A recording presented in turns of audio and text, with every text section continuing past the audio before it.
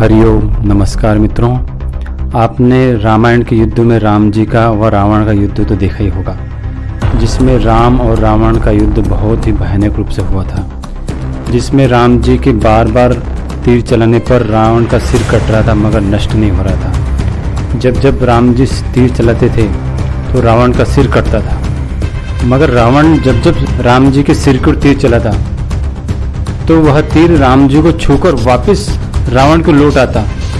कोई कोई तीर तो राम जी को साइड से छूकर निकल जाता, मतलब राम जी के सर को नहीं छू पा रहा था। तो रावण के से बार बार करने पर भी रावण के अंदर संदेह हुआ कि मेरा सिर बार बार कट रहा है मगर राम जी का सिर एक बार भी नहीं कट रहा, आखिर क्या कारण है। तो उसने अपने गुरुदेव से पूछा कि गुरुदेव आखिर क्या कारण है कि मेरा सिर कट रहा बार बार, राम का एक बार भी नहीं कट रहा है। तो उनके गुरु ने बोला कि बेटा, राम जी ने अपने सिर का बीमा करा रखा है। कि गुरुदेव ये बीमा कैसे होता है?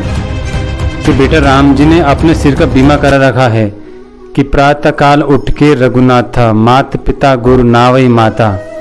यानी कि भगवान राम सुबह उठते से ही अपने माता पिता को प्रणाम करते थे, वो अपने गुरु चरणों में प्रणाम करते थे। इसलिए उनका जो आशीर्वाद होता था, उनके सर पे जो उनका आशीर्वाद होता था, उनका हाथ होता था, वो हाथ व आशीर्वाद ही उनके लिए रक्षा कवच है। उनके सिर का, यही उनके सर का बीमा है, जो कि रावण तुमने नहीं किया है। इसलिए बार बार तुम्हारे तीर चलाने के बावजूद भी राम जी की ओर तीर जाता है और उनके सर की ओर तीर जाते जाते प्रणाम करके वापस वो लौट आता है। शास्त्रों में आता है कि अभिवादन शीलस्य नित्यम वृद्धोपसेविनः चत्वारि तस्य वर्धन्ते आयुर्विद्या यशो बलम। अर्थात जो व्यक्ति रोज बड़े बुजुर्गों के सम्मान में प्रणाम और चरण स्पर्श करता है, उसकी आयु, विद्या, यश और बल, ये चार चीजें स्वाभाविक बढ़ती है।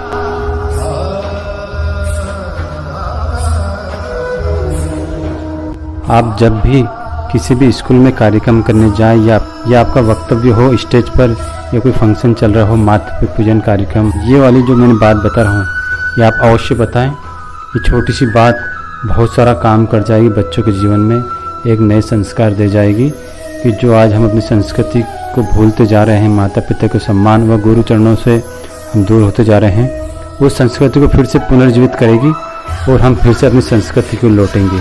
हरिओम।